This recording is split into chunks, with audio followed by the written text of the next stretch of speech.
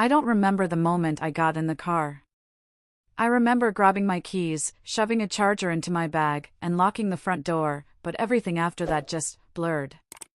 Like my body knew what to do, but my brain stayed somewhere behind, still stuck on Tara's voice through the phone, soft and a little rushed. "She's asking for you.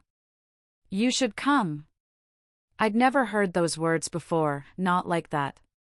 "She's asking for you." I didn't even ask what was wrong. Just nodded like Tara could see me and said, "Okay," before hanging up and standing in my living room for a minute too long, like maybe if I stood still enough, time would reverse. It didn't. So I drove. 7 hours, the GPS said. And I watched every one of them pass like I was clinging to something sacred. Like each mile was a thread I was sewing between us, trying to stitch something back together. Something I couldn't even name. There was traffic near the state line. A little rain. I stopped once for gas and a Red Bull and stared at my own reflection in the gas station window for a second longer than I meant to. My eyes looked too tired for someone so full of hope. I tried not to think about the last time I saw her. Christmas. Almost a year ago. She made some joke about how I was still figuring things out, and everyone laughed, including Jason. And I did too, because that's what you do when your mom makes you the punchline in your own house. But I left before dessert. Told them I was tired. I don't think anyone noticed. Or if they did, they let me go. She never called. So yeah. 7 hours. 7 hours to replay everything I didn't say. Every word I swallowed. Every time I tried to be a good daughter and still ended up on the outside of the photo frame. But this time she asked for me. And I let that carry me all the way to the hospital parking lot. It was dusk when I pulled in. One of those spring evenings where the light lingers a little longer than it should, like even the sun doesn't want to go home yet. I grabbed the small overnight bag I'd packed without thinking and headed toward the sliding glass doors, heart drumming out a rhythm I couldn't quite name. It wasn't joy. But it wasn't fear either. The woman at the front desk was kind. Soft smile, gentle voice. "She's in room 312. But only one visitor allowed in at a time, I'm afraid. Her son is in there now." I blinked. Her son? "MHM," she typed something into the computer, then looked back at me like nothing was strange about what she just said. "He's been with her most of the day." Of course he has. Jason always had the right timing. Born 2 years before me and always managed to show up just enough to be the hero. And me? I was the storm. The sensitive one. The one who took everything too personally, who wanted too much. I sat down in the waiting area, clutching my bag to my chest like it could protect me from slipping into that feeling again. That slow, familiar ache of being second. He came out almost 30 minutes later. He looked the same. Slightly taller than I remembered, or maybe I'd just gotten smaller. Same perfectly styled hair. Same barely there smirk. He didn't even look surprised to see me. "She's resting," he said, like he was giving me an update on the weather. "You can probably go in now, but don't wake her. She gets cranky when she's tired." I hated how casually he said it. Like this was his place.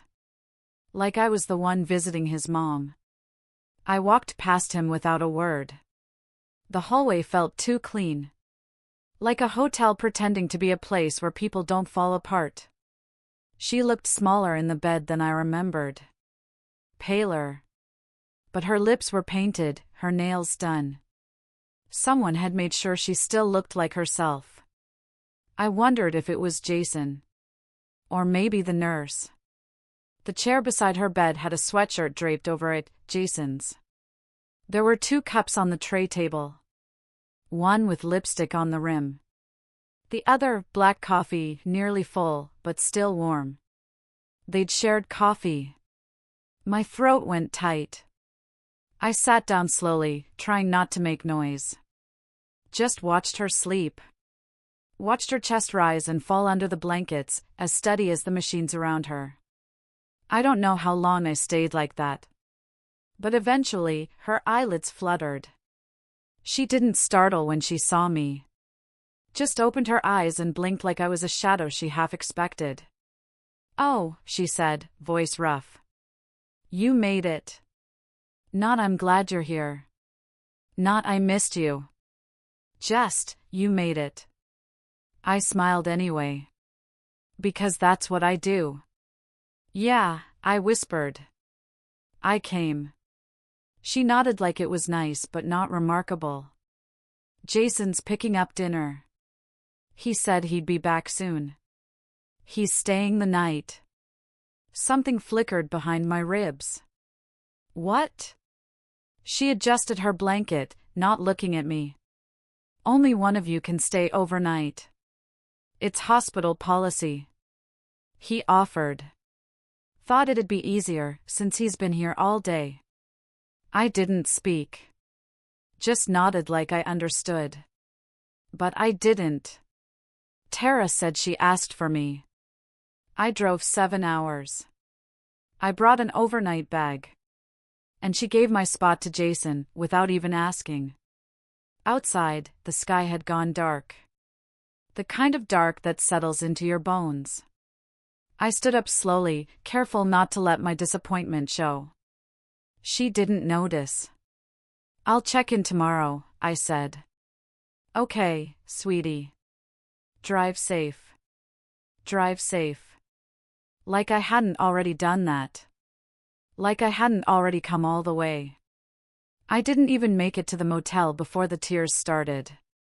Just sat in my car in the parking lot, fingers gripping the steering wheel like it was the only thing keeping me together. The radio played something soft. Something sad. I don't remember what. The motel was cheap. Musty carpet, a flickering hallway light. But the door locked and the water was hot. I sat on the edge of the bed and let the silence swallow me. I'd been here before, not the room, but the feeling. That hollow pit of knowing you tried, you showed up, you wanted it to be different, and it just wasn't. I thought of the letter I wrote her when I was 16. The one I never gave her. "I just want you to see me," I wrote. But maybe she never did. Maybe she still doesn't. And maybe that's the part that hurts most, not that she gave the spot to Jason, but that it didn't even occur to her that I was coming. That, in her world, I was still the storm she'd rather not weather. The sun was already up when I opened my eyes. I hadn't meant to sleep so long, but the motel room had no windows and the alarm on my phone never went off.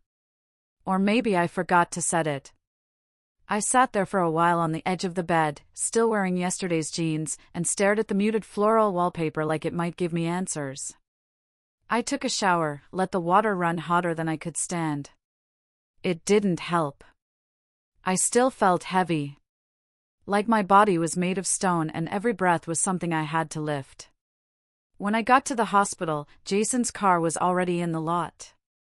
Of course it was. I didn't expect a red carpet, but something in me hoped maybe this morning would feel warmer. Different. Like maybe the air between Mom and me would shift now that the shock of seeing me had worn off. Maybe she'd smile when I walked in. Maybe she'd hold my hand. Instead, I found them laughing. Not loud or dramatic. Just soft, intimate laughter, the kind that comes from inside jokes and shared memories. I froze in the doorway, hand resting on the frame, watching them like I wasn't supposed to be there. Jason was sitting in the chair I sat in yesterday. His coat now draped across the windowsill. He had peeled an orange, and the citrus smell filled the room. Mom looked brighter today, alert, her hair brushed, wearing her glasses. "Remember that camping trip?" she said between chuckles. "You were so mad when the marshmallows melted in the trunk. I told you not to leave them in the car." Jason grinned. "You were 12 and already acting like a dad," she said, squeezing his hand. "Always the responsible one." They didn't notice me at first. Or maybe they did and didn't say anything. When Mom finally looked over and saw me, the smile didn't reach her eyes. "Oh, sweetheart, morning," she said, as if I had walked into someone else's room. "Morning," I replied. "Did you sleep okay?" She nodded. "Jason stayed the whole night. Poor thing barely got a wink." "He insisted," Jason added, like he deserved a medal for exhaustion. I stood there for a moment too long. Then stepped inside and perched on the narrow couch near the foot of the bed. It felt like the last available seat at a party no one invited me to. "I brought your favorite protein bars," I said, pulling them from my bag. "Oh." Mom took them politely. "Thank you." She set them on the table, next to the untouched breakfast tray. Jason's orange peels were already neatly balled up in a napkin, as if even his mess deserved to be contained. For the next hour, I sat and listened to them talk. Or rather, her talk to him. Every time I tried to add something, the conversation moved past me. I asked how she was feeling. She redirected the question to Jason's new job. I brought up a movie we used to watch when I was little. She laughed and said Jason never liked it. I asked if she remembered the summer I broke my arm at Girl Scout camp. She smiled and said, "Oh, that's right. But Jason was the one who calmed you down on the phone." "Remember, Jason?" I didn't. I remembered crying alone in the nurse's office while someone tried to reach my parents. I remembered silence on the other end of the phone. I remembered wanting my mom and getting a stranger instead. When a nurse came in to adjust the floor, I stepped out into the hallway to give them space. I leaned against the wall and let my head fall back with a quiet thud. My phone buzzed in my pocket, a group chat notification. I glanced at it, but it wasn't important. And then, a second buzz. A message. From Jason. Except, it wasn't to me. Wrong thread. It was to Tara. She showed up. Not sure what she wants. Probably looking for another apology. My fingers went numb. She showed up. What I wanted. Another apology? Like my pain was a pattern. Like I was the drama. Like I hadn't driven 7 hours to be here. Like I hadn't brought protein bars. Like I hadn't spent years trying to be seen. I didn't respond. Just locked the screen and stared at my reflection in the hallway mirror. The harsh fluorescent lights made me look older. Or maybe just more tired. I went back into the room and sat quietly while they talked about what Jason would cook when Mom got home. He was bringing over groceries this weekend. She wanted his lasagna. "You always make it so well," she said, smiling. "I swear, you should have been a chef." I tried not to think about the years I spent teaching myself to cook in college, sending her pictures of every new dish I made. She never commented. Never asked for a recipe. Once she replied with a thumbs up.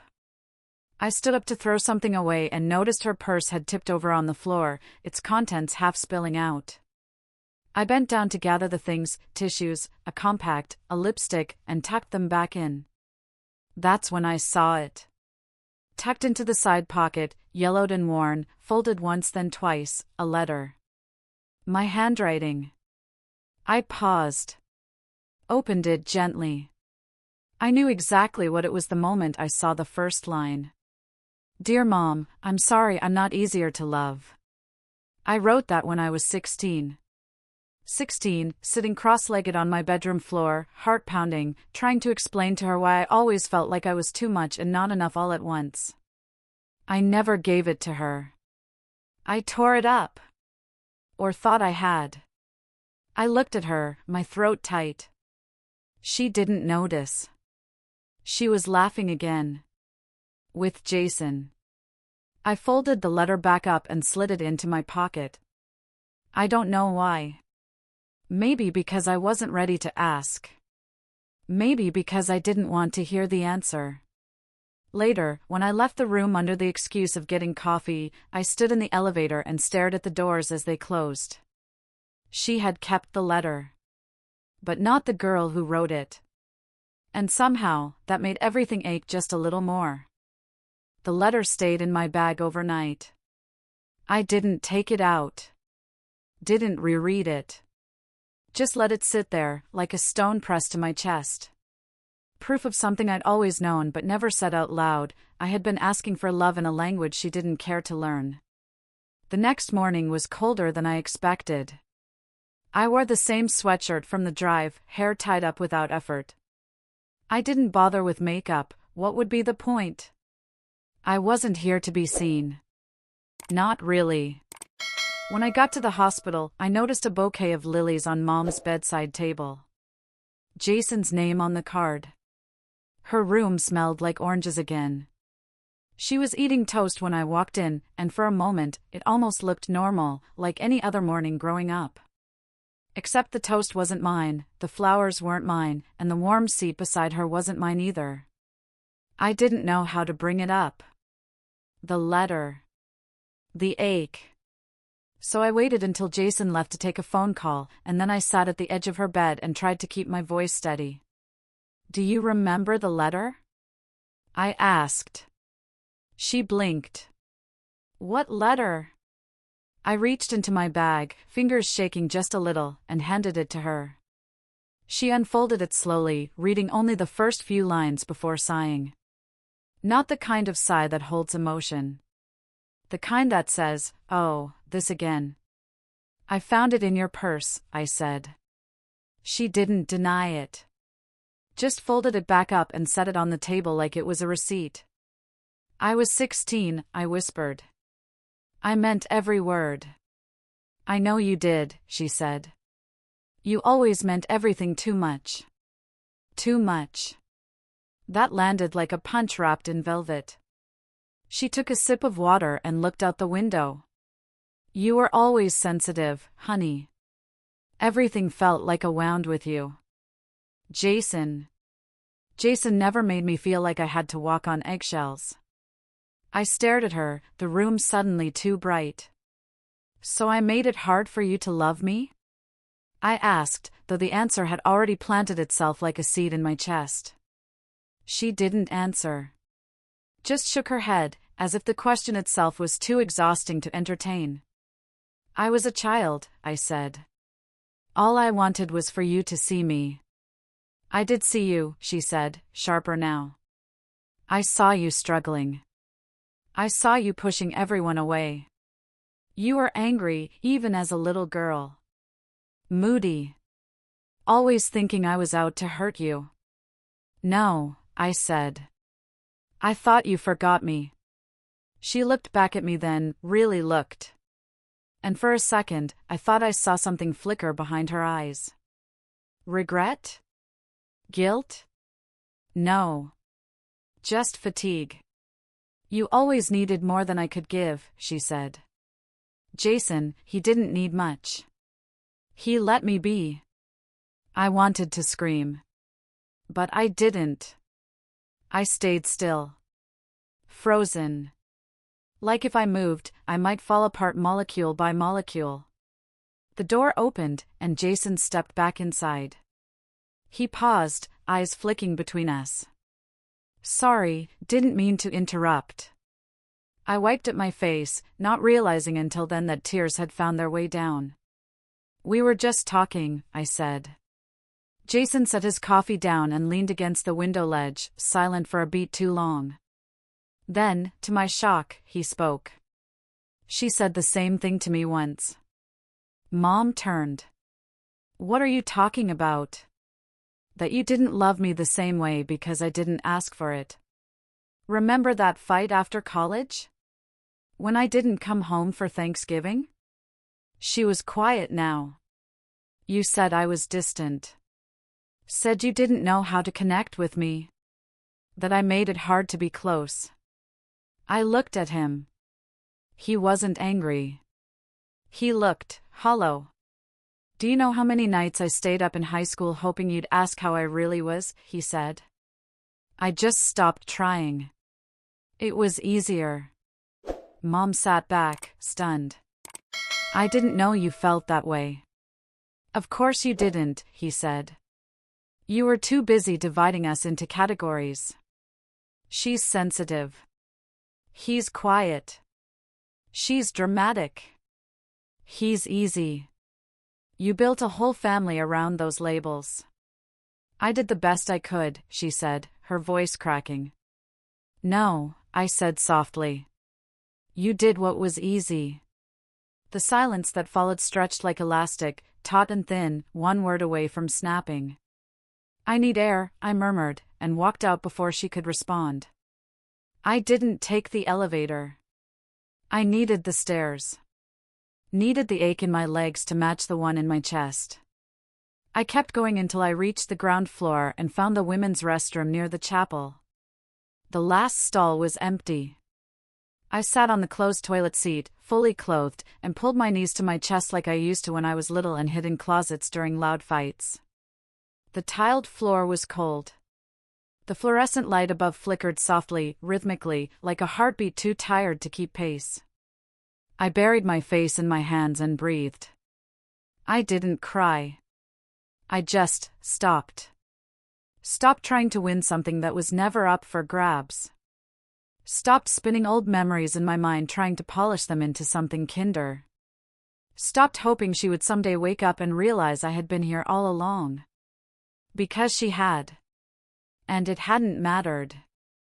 Somewhere down the hallway, a baby cried. Somewhere above me, machines beeped and lives carried on. I sat in the stall and pulled out my phone. No messages. No missed calls. I powered it off. Let the silence swell around me like a second skin. And for the first time in a long time, I didn't chase after the noise. I stayed in that stall for longer than I meant to. Not crying. Not angry. Just still. It's strange how silence can fill a person, not like peace, but like cement. I remember staring at the chipped corner of the stall door, my thoughts flickering like static. When I finally stood up, my legs ached and my chest felt like it had been wrung dry. I didn't go back upstairs. Instead, I walked around the perimeter of the hospital until I found a bench in the little garden behind the staff entrance. No one else was there, just me, the soft hum of the HVAC system, and the distant sound of traffic from the road beyond the lot. It was cloudy, the kind of gray that blurs the time of day. I pulled out my phone. Turned it on. Nothing. No missed calls. No new messages. Not even from Tara. I opened Instagram without thinking, the way people do when they're trying to forget they exist. That's when I saw it. A story post. From my cousin's account. A boomerang clip of Jason and Mom. She was holding a paper cup of orange juice and he was doing that half smile he does when he wants to look modest. The caption read, "Family's everything. Even in hard times." I wasn't tagged. There was another post too, this time from my aunt. A group photo in the waiting room from the day before. Jason. Mom. Tara. 2 other cousins I hadn't seen in years. All smiling. All leaning in. All acting like everything was whole. I wasn't in it. Because I wasn't invited to that part. I opened our old family group chat. The one where birthdays used to be announced and someone always posted a grainy picture of a turkey every Thanksgiving. It wasn't there. Gone. I scrolled up. Nothing. Then I searched. No results. They'd made a new one. I'd been removed. No one had told me. Not even with fake politeness. I sat there, blinking down at my screen, watching my reflection warp in the glass. A single thought kept circling. It's easier for them if I'm the problem. If I'm dramatic. If I overreact. If I'm too emotional or too wounded or too much. Because then they don't have to ask why I hurt. They don't have to wonder what it cost me to keep showing up. They can just call it weakness and move on. I don't know how long I sat there. At some point, my phone buzzed. A text. Unknown number. I saw what happened. I just want you to know, you weren't wrong. No name. Just that. A single message. I stared at it, thumb hovering, unsure if it was meant for me, unsure if it was real. I didn't reply. But I screenshotted it. Later that day, I drove to my Aunt Marilyn's house. She lived just 15 minutes from the hospital and had always been the quiet one in the family. The one who never spoke during fights, who sent Christmas cards even when she knew they wouldn't be returned. I called her first, half hoping she wouldn't pick up. But she did. And she said I could come. Her house smelled like chamomile and old books. She poured tea before I even sat down, the kind of small kindness that makes your throat tighten unexpectedly. We talked. Or, really, she listened. I told her about the hospital. About the letter. About the conversation I wasn't supposed to hear and the ones I was never invited into. She didn't interrupt. When I finished, she got up and disappeared into the back room for a few minutes. She returned with a cardboard box and a plastic folder. Your mom left some of this behind when we were cleaning out Grandma's place, she said. I always meant to give it to you. Inside were faded photographs, brittle with age. My mother as a child, maybe 9 or 10, standing in front of a school building. She was scowling, arms crossed. In another, she was at what looked like a birthday party, sitting apart from the group, her eyes wary. There were letters too. Some from a woman I didn't recognize, her own mother's sister maybe, written in tight, slanted cursive. One line stood out. I know she's difficult, but that doesn't mean you should stop trying. You're her mother. She needs something steadier than what you've given her. I read that line 3 times. I began to see pieces I hadn't before. My mom hadn't grown up in a house full of warmth either. She wasn't modeled softness. She didn't know how to nurture, because no one had ever nurtured her. Her strength came in armor, not affection. It didn't excuse anything. But it explained something. I closed the folder and stared out the window. Aunt Marilyn sat beside me and said, almost like an afterthought, you remind me of her. Not in the way you might think. Not the difficult part. The lonely part. I didn't respond. But I felt it. That night, back at the motel, I didn't cry. I didn't reach out to anyone. I didn't scroll or search or try to be included. I sat on the floor with my back against the bed and held the photograph of my mother at 10 years old. I studied her face. Her tightly wound arms. The little frown that said don't come closer. And I whispered, to the version of her that could never hear me, I'm sorry they never showed you how to love. Then, after a long pause, I added, but I'm done bleeding for it. It wasn't forgiveness. Not yet. Maybe not ever. But it was a kind of release. And that was enough for now. The message sat in my drafts for nearly 2 days. Short. Direct. No hashtags. No dramatic punctuation. Just a screenshot of the group chat I'd been removed from, paired with the text Jason accidentally sent me. Then underneath, my own quiet caption. It's easy to erase someone when they've stopped begging to be seen. But I was there. I've always been there. I stared at it for hours. Rewrote it. Deleted it. Rewrote it again. And then, one morning, before I could overthink it for the 100th time, I posted it. Just like that. Hit share. Closed the app. Turned off my phone. And something shifted. Not online, I wouldn't check that for another day, but inside. For the first time in this entire mess, I didn't feel like I was spinning around someone else's gravity. I didn't need a reaction.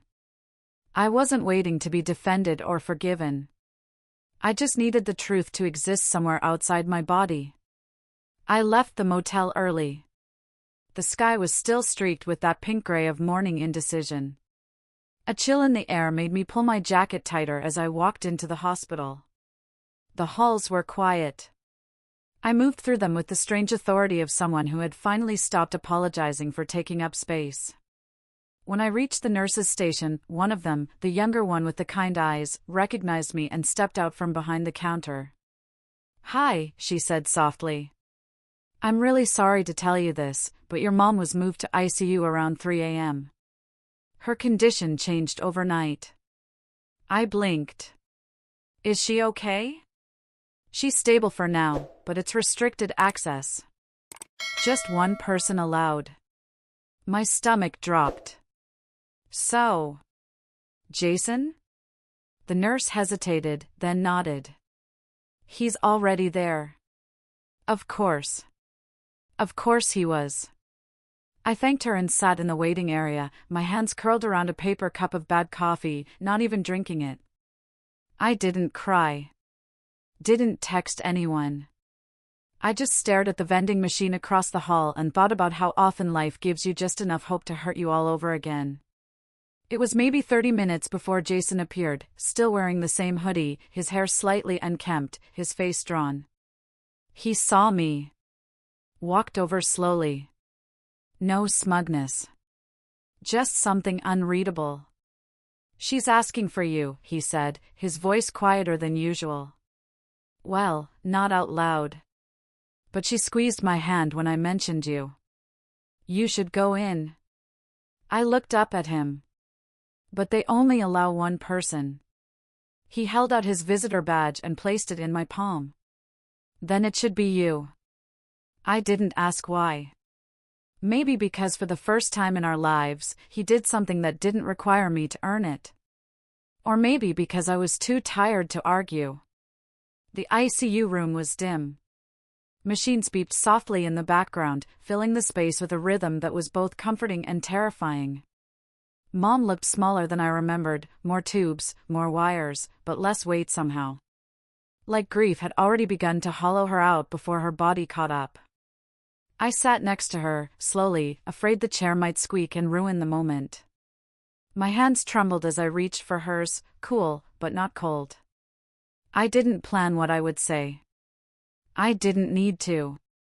It poured out the way it always had in my dreams. Words I had rehearsed since I was 13, when the silence between us first started to feel like something permanent. "I've been trying to make you proud for so long," I whispered, voice cracking. "Do you know that? Even when I left. Even when I stopped coming home. I still waited for your name on my phone. Still told people you were just old-fashioned, not distant. I made excuses for you like it was my job." She didn't move. Her eyelids fluttered, but stayed closed. "I used to think if I was quieter, you'd love me more. Then I thought if I was louder, you'd notice me. So I tried both, over and over. And I lost pieces of myself every time." I let out a breath I didn't realize I'd been holding. Her hand twitched beneath mine. "I'm not angry anymore," I said, and meant it. I mean, I was. For a long time. But now I just feel tired. And sad. Sad that you never got the love you needed. Sad that you didn't know how to give it to me." I leaned closer. "But I'm done chasing it. I'm done earning love from people who make me feel like I have to audition for it. I'll love you, from here. From wherever I am. But I won't lose myself for it again." Something changed in her face. A shift. Her eyes fluttered open, just barely, and they found mine. And for the first time in my life, she looked at me like she saw me. Tears welled in her eyes. One slipped down the side of her cheek, and she opened her mouth, barely forming the shape of a single word. My name. Just my name. And that was enough. She fell asleep again almost immediately, but I didn't move. I just sat there, holding her hand in the quiet, letting the moment settle into every corner of my bones. Later, when I stepped back out into the hallway, Jason was sitting on the floor with his back against the wall, head in his hands. He looked up when he saw me. "She say anything?" he asked. "Yeah," I said softly. "What?" "My name." He nodded, like he understood. Maybe for the first time. We didn't hug. We didn't cry. But something between us cracked, not like glass, but like a shell. Something ready to become something else. When I finally checked my phone that night, I saw the ripple effect from the post. One comment from someone I hadn't spoken to in years. I always thought something was off. "I'm so sorry you had to carry it alone." Another was just an emoji, the eyes wide open. A few messages from extended family. Some kind. Some uncomfortable. Tara hadn't replied. But she'd seen it. That was enough. Because the point wasn't to make them answer. The point was that now, they knew. And the room, the whole family, the whole story, suddenly felt different. Recovery is a strange kind of limbo. My mom didn't die. But something did. Some old structure between us, brittle and exhausted, finally gave out. The woman who used to occupy so much space in my chest now felt smaller, realer. More human. She stayed in the hospital for a few more days, then was discharged with a list of medications and a new diet she'd probably complain about until her last breath. We didn't talk much after that. Just the basics. Updates. Logistics. She thanked me for being there, and I thanked her for saying my name. That was it. No big speech. No apology. Just the tiniest shift in tone, like someone finally dimmed the spotlight that had been shining too hot on the wrong parts for too long. Jason and I drove back on the same day, separately. He texted me when he got home, a simple, "Made it. Hope you did too." I stared at the message for a few minutes before replying, "Same. Take care." We didn't say much after that. But he sent me a photo of his dog every week since. No caption. Just the dog. It's enough. When I got home, my apartment felt different. Not because anything had changed, but because I had. The silence didn't sting the way it used to. The loneliness didn't feel so sharp. I unpacked slowly. Washed every item of clothing, even the ones I didn't wear. Opened the windows wide. I stood in the middle of my kitchen that first night and realized I didn't feel like I was waiting anymore. Waiting to be invited back in. Waiting to be told I mattered. Waiting for a version of my mother that might never exist. I started therapy again. Found someone new. Someone who didn't say things like, "Have you tried being more understanding?" when I talked about the years I spent trying to be enough. She asked better questions. Harder ones. Ones that didn't make me feel like I was a burden for bleeding. I started painting again too. Badly, at first. I dug out the old brushes from under my bed and bought a set of canvases that didn't fit on my desk, so I painted on the floor. I painted silence, then noise, then color I couldn't name. Sometimes I cried when I painted. Other times, I just breathed. There's a small coffee shop near my apartment with mismatched chairs and plants that spill off the windowsills. I started going there on Tuesdays. Brought my journal. Sometimes, I just sat and listened to strangers talk, not because I wanted to be a part of their lives, but because I finally liked being present in my own. One morning, a message came from my mom. A photo of a plant she'd managed to keep alive. It was a snake plant, the same kind I gave her 3 birthdays ago, the one she said was too ugly for her kitchen. Underneath, the caption read, "Still here. Like you." I didn't respond. But I smiled. Not out of spite.